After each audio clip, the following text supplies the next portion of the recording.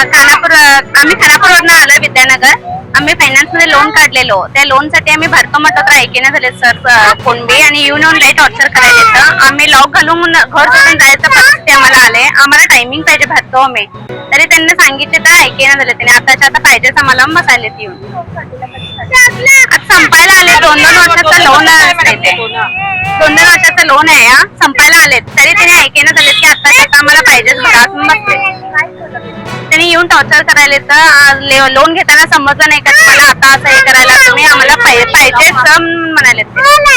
आणि वाईट बोलते म्हटलं तर कसं तुम्ही घेताना तुम्हाला कळत नाही तुम्ही जेवता की नाही, तुम्ही आता करता का नाही, आणि सकाळीपासून संध्याकाळी बसले की नाही 1-2-3 तास उठतच नाही आणि उठत नाही. आणि काय बोलते तर हा तुम्हाला एवढं बी अक्कल नाही, घेताना तुम्हाला कळत नाही तुमचा नवरा काय करते तुम्ही काय करता.